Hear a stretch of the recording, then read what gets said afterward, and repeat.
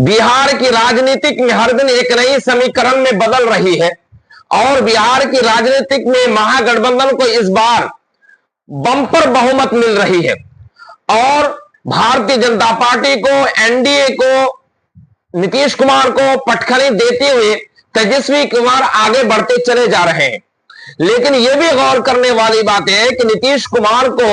और भारतीय जनता पार्टी के साथ ही आरजेडी को नहीं लड़ना है, महागठबंधन को सिर्फ एनडीए के साथ ही नहीं लड़ना है, बल्कि छोटे छोटे कुछ दल ऐसे हैं जिस दल को साथ अगर लेकर ना चला जाए तो फिर पिछले 2020 की तरह गलती दोहराया जाएगा और फिर महागठबंधन सरकार बनाने में फिसल जाएंगे और भारतीय जनता पार्टी फिर सरकार बना लेंगे। पहले यह कहा जा रहा है कि बिहार की सीमांचल एरिया में 24 सीट है,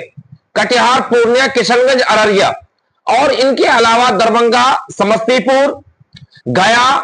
मुंगेर, इन सारे जिलों में भी कुछ मुस्लिम इलाका है जहां पर एमआईएम की पार्टी यानी असदुद्दीन ओवैसी की पार्टी अपनी दांव पेच खेलने में जुटी है और उन्होंने पहले ही ऑफर कर दिया है कि हम गठबंधन के साथ आना चाहते हैं, लेकिन गठबंधन असदुद्दीन ओवैसी की पार्टी को नहीं करना चाहते हैं, उनको किनारा करने के काम कर रहे हैं और जिस तरह से सीट शेयरिंग का फॉर्मूला आ रहा है उस फॉर्मूले से साफ तौर पर यह संकेत मिल रहे हैं कि गठबंधन में असदुद्दीन ओवैसी के लिए कोई भी जगह नहीं है। लेकिन यह भी याद रखना क्योंकि पिछले 2020 की तरह अगर वो 2025 में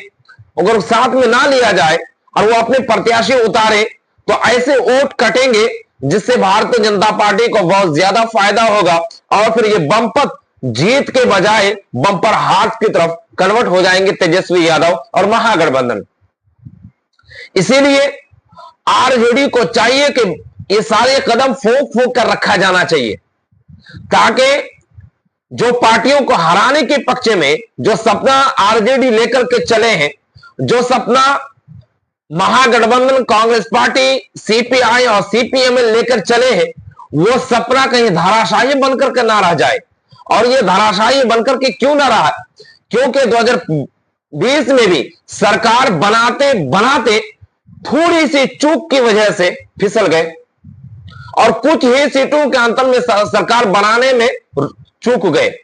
लेकिन इस बार वो गलती अगर दोहराया जाए और महागठबंधन के अंदर असदुद्दीन ओवैसी की पार्टी को साथ में ना किया जाए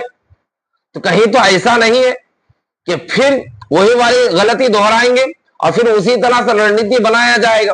क्योंकि इस बार बिहार के अंदर जो चुनावी समीकरण है वो चुनावी समीकरण आसान नहीं है।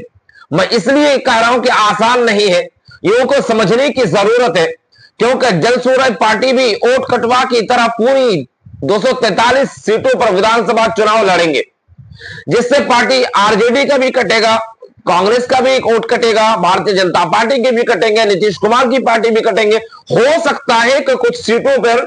वो चुनाव जीत भी जाए, लेकिन उसके अलावा यहीं पर बस नहीं, इनके अलावा अरविंद केजरीवाल की भी खबरें आ रही है वो भी 243 सीटों पर चुनाव लड़ेंगे। तो ये लोग जो चुनाव लड़ेंगे ये लोग उतना ही वोट लेकर आ पाएंगे जितना दूसरों को दे करके वो जिता सकते हैं, जिसकी वजह से असदुद्दीन ओवैसी को हल्के में ना लिया जाए। ये मैं बात इसलिए कह रहा हूं कि असदुद्दीन ओवैसी को और एमआईएम पार्टी हैदराबाद से चल करके जो बिहार आए हैं इस पार्टी को हल्के में ना लिया जाए। अगर हल्के में ले लिया जाए तो हो सकता है कि आने वाले वक्त में महागठबंधन के लिए भारी पड़े और यह भारी पर इतना पड़ेगा कि सपना चकनाचूर हो जाएगा और सपना धरा के धरा ही रह जाएगा। जिसकी वजह से क्योंकि अभी जो खबरें आ रही है कि महागठबंधन को बंपर जीत मिल रही है, तेजस्वी यादव को 43% लोग चाह रहे हैं सीएम के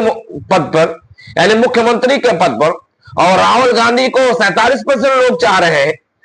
इसके पीछे लॉजिक है कि इनकी जो लोकप्रियता बढ़ी है इस लोकप्रियता तो बरकरार रखा जाए और बिहार में इस बार बदलाव की जरूरत है। इस बदलाव को देखना चाहते हैं, भ्रष्टाचार मिटाने की जरूरत है, बेरोजगारी को मिटाने की जरूरत है, इनमें और भी पलायन को मिटाने की जरूरत है, पेपर लीक मिटाने की जरूरत है। इन सारे मुद्दों को लेकर के चुनाव इस बार जो लड़ा जाएगा इस बार ये चुनाव बहुत भारी होगा और ये चुनाव कई तरह के समीकरण में बदलने के संकेत मिल रहे हैं। लेकिन आरजेडी को, कांग्रेस पार्टी को, सीपीआई और सीपीएम, इन सारी पार्टी जो महागठबंधन के अंदर शामिल है, फूंक फूंक कर कदम रखा जाना चाहिए, वरना आने वाले वक्त में इनके भारी नुकसान पड़ सकता है।